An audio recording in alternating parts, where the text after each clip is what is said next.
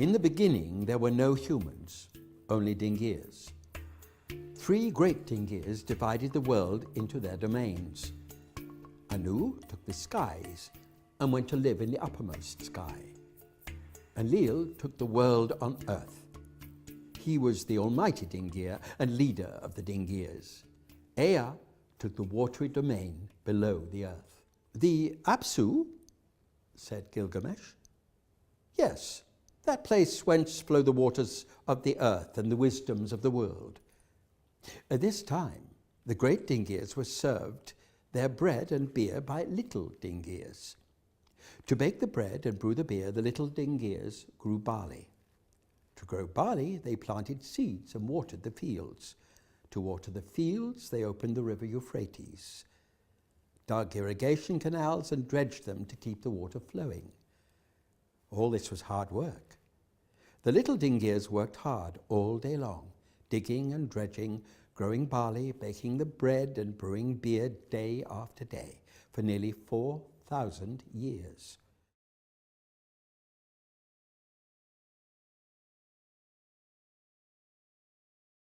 They moaned and groaned, they mumbled and grumbled until what? What happened? Asked Gilgamesh. Until one day, the little dingears stopped working and cried out loud, "Enough! Let us go to the house of Enlil and tell him he must free us from work. It's too hard. We are ready to kill him." The little dingears made a blazing bonfire of their spades, picked up sharp sticks, and set off for the house of Enlil in the ancient city of Nippur. When they got to the Ekur, it was the middle of the night and Enlil was asleep. Kalkal, the gatekeeper, bolted the gate and woke up Nusku, the steward. Nusku woke up his master. "What's this noise?" asked Enlil. "Your house is surrounded by little dingears," said Nusku. "They are raising their voices against you." "Make ready your weapon, Nusku," said Enlil. "Stand by me." Nusku made ready his weapon and stood by Enlil. "Master," he said, "your face has gone pale. Are you afraid of the little dingears? Send for Anu and Ea. Summon an assembly of all the great dingears." Anu came down from the uppermost sky. Ea came up from the Apsu. All the great dingears assembled in the Ekur. Enlil spoke to the assembly. "My house is surrounded by little dingears. They raise their voices against me. What is to be done?" Anu spoke. "Send Nusku to find out who is their leader." Nusku went out and spoke to the little dingears. "Who is your leader?" "We have no leader," said the little dingears. "We are all in this together. We have come to tell Enlil he must free us from our work. It is too hard. We are ready to kill him." When Enlil heard this, he wept and turned to Anu. "I will show the little dingears the power in the skies. One of them will be killed." Anu spoke. "Their work is very hard. We have heard them moaning and groaning, mumbling and grumbling for nearly 4,000 years. Ea spoke.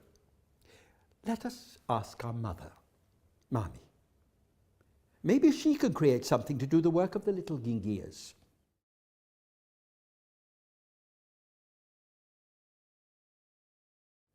All the dingears said yes. Mami spoke. "If Ea gives me purified wet clay, I will create human beings to do the work of the little dingears." All the dingears said yes. Ea spoke. "If a little dingear is killed, I will knead dingear blood into the purified wet clay so it has a mind and a heartbeat. The killed dingear will be remembered forever." All the dingears said, "Yes, so be it." Is that what happened? Yes, and here's how it happened. On the 1st, the 7th, and the 15th day of the month, wet clay was purified. One of the little dingears was killed. Ea kneaded Dingear blood into the wet clay. 1, 2, 1, 2, 1, 2. So it had a mind and a heartbeat. 1, 2, 1, 2, 1, 2. The killed Dingear would be remembered forever. Ea gave the special clay to Mummy. She passed it around the assembly of the Dingears. One by one, they spat on it. Mummy spoke. Now the humans soon to come into being will have a voice. They will do the work of the little Dingears. Yes, said all the Dingears joyfully as they rushed forward to kiss Mummy's feet. We used to call you Mother of the Dingears. Now we will call you Queen of the Dingears. So, that's how Mummy became Queen of the Dingears, said Gilgamesh. And that's how humans got a voice, said Utnapishtim. What happened to the special clay? Ea took the special clay that had a mind, a heartbeat, and a voice into the chamber of destiny. 14 womb Dingears were standing in 2 lines. Ea held the pulsating clay, 1, 2, 1, 2, 1, 2, while Mummy sang her song. Ea passed the clay to Mummy. She walked between the 2 lines of womb Dingears, handing out pieces of clay to her left and to her right. The domed birthing bricks were put in place. The womb Dingears leaned forward, pressed down on the bricks, and brought forth 14 baby humans, 7 baby girls, and 7 baby boys. These were the first humans? Yes, the very first. Time passed, and the baby humans became bigger. Breasts appeared on the chests of the girls, and whiskers appeared on the chins of the boys. Walking in the city, the boys and girls chose each other and married. The couples joyfully cried, Ishara, and Ishtar rejoiced. The wife made her home. The husband went out with his spade. He dug and dredged irrigation canals, grew barley, baked bread, and brewed beer. After 9 months, the midwife put on her headscarf and belt, went to the home of the pregnant woman, opened her womb, and brought forth a baby. The mother cut the umbilical cord, and that's how people have multiplied ever since.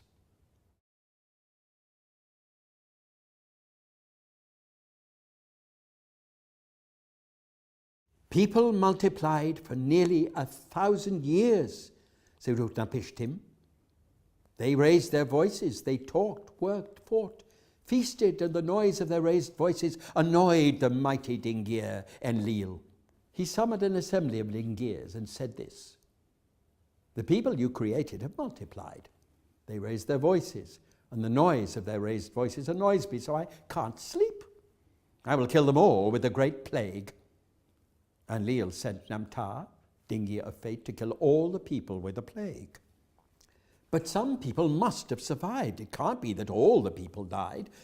Yes, some survived. How? Beside the river Euphrates in the ancient city of Shuruppak lived a wise man with a mind, a heartbeat, and a voice. He particularly respected Ea, Dingear of fresh water and wisdom.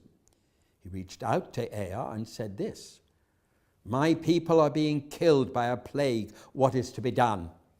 Then he heard the voice of Ea. He heard the voice of Ea? He did. Ea said this to him: Tell the people to respect only Namtar, Dingear of Fate. They must build Namtar a new house and present him with gifts. Namtar will be touched and take away his hand. The plague will disappear. The wise man told this to his people, and they began to respect only Namtar. They built Namtar a new house and presented him with gifts. Namtar was touched and took away his hand. Did the plague disappear? It did. The plague disappeared, and again the people multiplied for nearly 1,000 years. They raised their voices. They talked, worked, fought, feasted, and the noise of their raised voices annoyed the almighty Dingear Enlil. He summoned an assembly of Dingears and said this: Again the people you created have multiplied. They raise their voices, and the noise of their raised voices annoys me, so I can't sleep.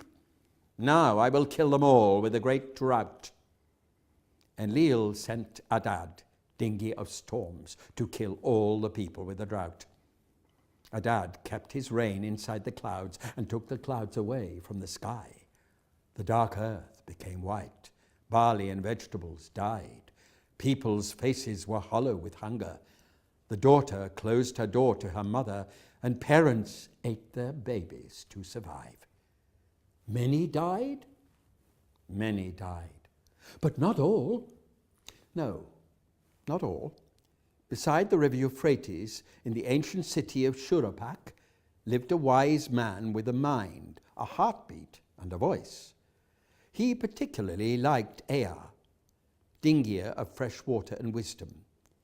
He reached out to Ea and said this: "My people are being killed by a drought. What is to be done?" He listened, but did not hear the voice of Ea. What did he do? He took his bed to the river's edge and lay down to sleep. In a dream, he heard a voice say this: "Tell your people to respect only Adad, dingier of storms. They must build Adad a new house and present him with gifts.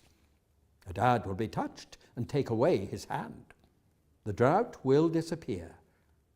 The wise man awoke from his dream and told his people what to do. Did they do it? They did. Did the drought disappear? It did. And yet again the people multiplied for nearly 1,000 years. Yet again they raised their voices. They talked, worked, fought, feasted, and the noise of their raised voices annoyed the almighty Dingier Enlil. He summoned an assembly of Dingiers and said this angrily: "Yet again, the people you created have multiplied. They raised their voices, and the noise of their raised voices annoys me so I can't sleep. I sent Namtar to kill them all with the plague, but some survived. I sent Adad to kill them all with the drought, but some survived. The secrets of the great Dingiers have been revealed. Now I will send a flood to kill all the people, and none will survive." Ea bit his lip. Mummy said nothing. Was there a wise man living in Shuruppak? There was. Me. I lived as the king of Shuruppak in a splendid reed house.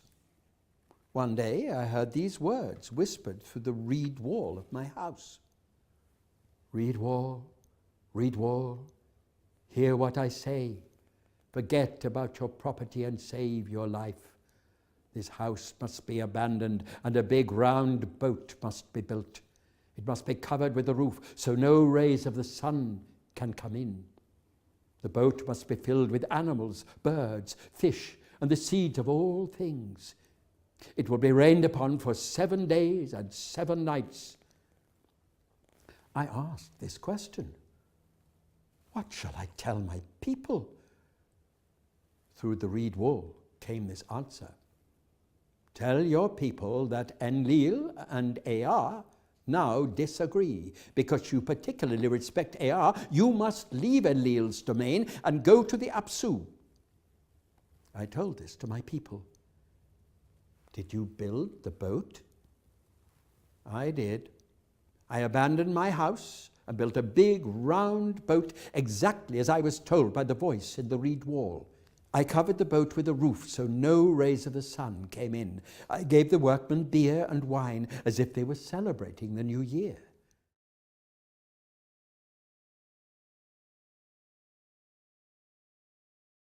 They lowered the boat into the river. I took my gold and silver and filled the boat with animals, birds, fish, and seeds of all things. I went on board with my wife and children. They sat down to eat. I couldn't eat. I was vomiting. I couldn't sleep. I walked back and forth. When night came, I shut the hatch on the roof of my boat. Did the rain begin that night? No, that night was quiet and calm. I didn't know what to expect. Then as the night ended and Shamash arose to bring in a new dawn, I saw a huge dark cloud on the horizon. Inside the cloud, Adad growled. The winds howled like wild donkeys. They bellowed like an angry wild bull. Everything went black. The blazing torches of Adad's marching henchmen lit up the sky. Adad attacked the land like a ferocious army and broke it to bits like a smashed clay pot. The talons of the Anzu bird ripped open the clouds, and rain fell non-stop for 7 days and 7 nights. The Dingias were terrified. They fled to Anu in the uppermost sky and cowered there like dogs. Mami, the queen of the Dingias, screamed like a woman in childbirth. Sweet-voiced Mami was wailing. "How can Enlil do this to the people I created?" she wailed. "They fill the ocean like fish spawn. They clog the rivers like drowned dragonflies. I hear them cry and I blame myself because I said nothing in the assembly of Dingias. When will my weeping cease? How can I live with this grief? My lips are parched, my throat is dry. I should be drinking beer, but there are none to brew it and none to serve it." On the 7th day, the rain stopped. I looked out of my boat. "What did you see?" I saw water everywhere. There was water all around my boat as far as I could see. The water was flat and full of people who had become wet clay. I opened the hatch in the roof of my boat, and the rays of the sun came in. I sat down and wept. My face was soaked with tears. I looked again at the water. My boat wasn't floating. It was stuck on the top of Mount Nemush. Mount Nemush? It stayed stuck on the top of Mount Nemush for another 7 days and 6 nights surrounded by water. On the 7th day, I released a dove. It found no branch to perch upon and returned. I released a swallow. It found no branch to perch upon and returned. I released a raven. It didn't return. It had found a branch to perch upon, nibbled a berry, lifted its tail and preened itself. So, was the water going down? The water was going down, and I could walk from my boat onto the dry land with my wife, children, and animals. I breathed in the fresh air and set about making a Thanksgiving feast.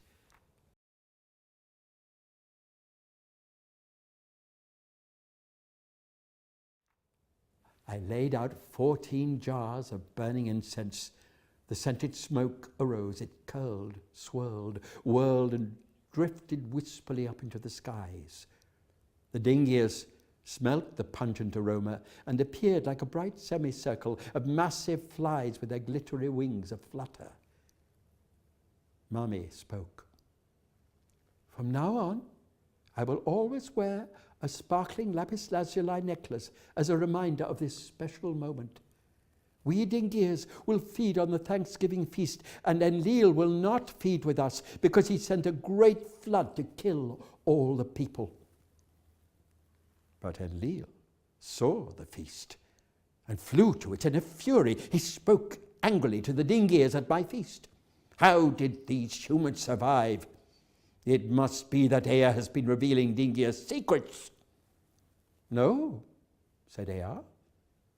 "I did not reveal Dingia's secrets. A wise man discovered what to do in a dream, and I whispered into a reed wall.